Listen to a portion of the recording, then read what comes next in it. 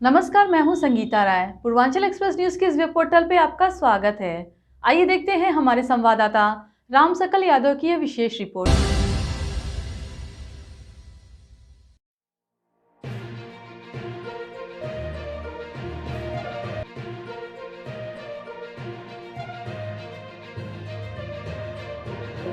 अरुंधति राय और डॉक्टर शेख शौकत हुसैन के खिलाफ यूएपी के तहत हुए कार्रवाई को लेकर आजमगढ़ शहर में गुरुवार को संयुक्त किसान मोर्चा एवं भाकपा मामले में प्रतिवाद मार्च निकाला। मशहूर लेखिका अरुंधति राय और कश्मीर के केंद्रीय विश्वविद्यालय के अंतर्राष्ट्रीय कानून के प्रोफेसर डॉक्टर शेख शौकत हुसैन के खिलाफ यूएपीए के तहत मुकदमा दर्ज किया गया।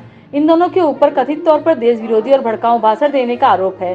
कथित तौर पर दोनों के ऊपर आरोप है कि वर्ष 2010 में 21 अक्टूबर को दिल्ली में हुए आज़ादी ए ऑनली में नामक एक कॉन्फ्रेंस के दौरान दोनों ने इस बात पर जोर देते हुए प्रचार प्रसार किया कि कश्मीर कभी भारत का हिस्सा नहीं था। भारत की सरकार ने बलपूर्वक कश्मीर पर कब्जा किया, जिस पर दिल्ली के एलजीबीके सक्सेना ने लेखिका अरुंधति राय और कश्मीर के केंद्रीय विश्वविद्यालय के अंतर्राष्ट्रीय कानून के पूर्व प्रोफेसर शेख शौकत हुसैन के खिलाफ मुकदमा चलाने की अनुमति दे दी। कई धाराओं के तहत केस दर्ज किया गया है।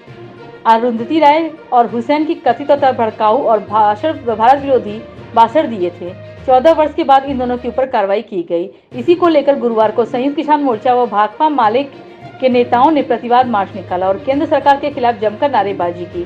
प्रतिवाद मार्च में शामिल हुए संयुक्त किसान मोर्चा व भाकपा माले के नेताओं ने कहा कि मोदी सरकार के मुताबिक यह दोनों लोग गैर कानूनी गतिविधि चला रहे हैं। जनता के पक्ष में आवाज उठाने के लिए लिखने वाले देशद्रोही हैं। जो देश के हित में बोलेगा लिखेगा उस पर कार्रवाई किया जाएगा। इस दौरान उन्होंने मांग किया कि लेखिका अरुंधति राय और कश्मीर नेता अंतर्राष्ट्रीय कानून प्रोफेसर डॉक्टर शेख शौकत हुसैन के खिलाफ यूएपी के तहत मुकदमा तत्काल वापस लिया जाए। मैं जयप्रकाश नारायण, अखिल भारतीय किसान महासभा का प्रदेश अध्यक्ष और आजमगढ़ से सीपीआई और किसान संयुक्त किसान मोर्चे से यहाँ जुड़ा हूँ।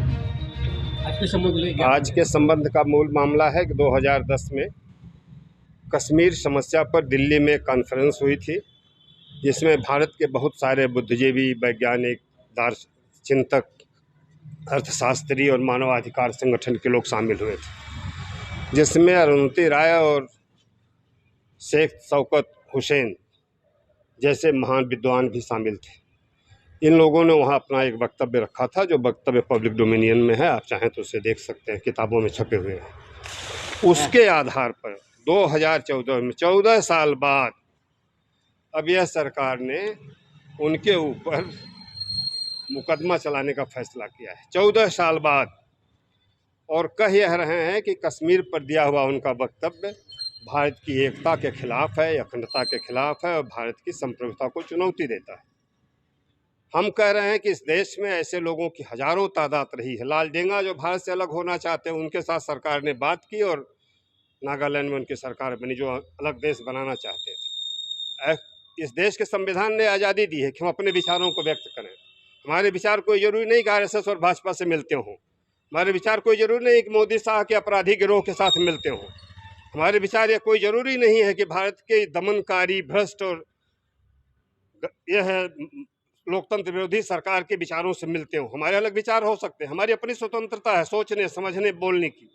और अरुंधति राय ने उसी के तहत अपनी बात रखी थी, जो दुनिया में जाने जाती हैं, दुनिया में लोग उसको समझते हैं और देखते हैं। उस आधार पर यूएपीए लगाना, यह वस्तुतः ये सरकार चोट खाई हुई है, जनता के ओर से चोट खाई, बौखलाई है, उस जहरीले जानवर की तरह हो गई है, जो चोट खा के बौखला गई है और अब बौखला करके, पगला करके भारत के लेखकों को, भारत के बौद्धिकों को, भारत के बड़े चिंतकों को जेल में डालना चाहते हैं, क्योंकि वही लोगों ने लड़ा है। आज विपक्ष चाहे जो भी कहे, नहीं, यह लड़ाई इस देश के धर्मनिरपेक्ष लोगों ने लड़ा है, इस देश के नागरिक समाज ने लड़ा है, मानवाधिकार संगठनों के लोगों ने लड़ा है।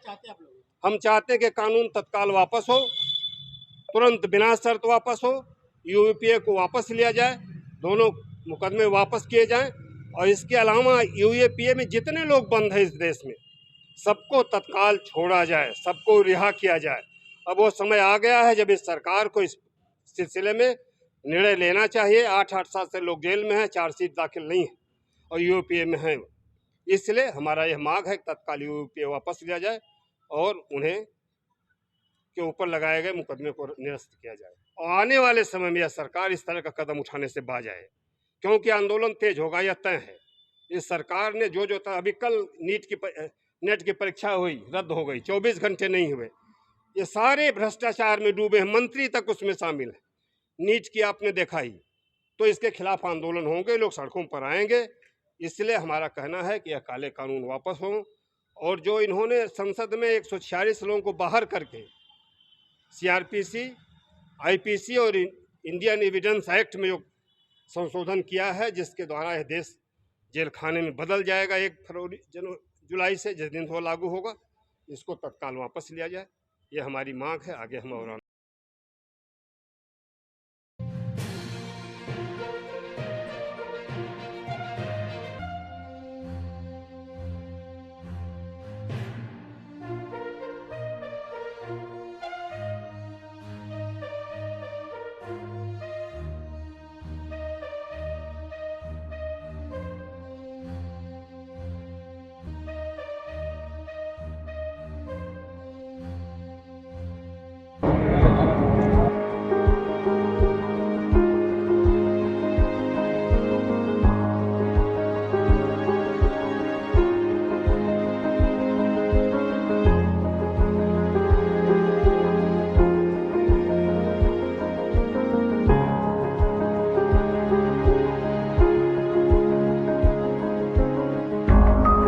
अगर आपको हमारी खबर पसंद आई हो तो हमारे चैनल को लाइक, सब्सक्राइब और शेयर जरूर करिए।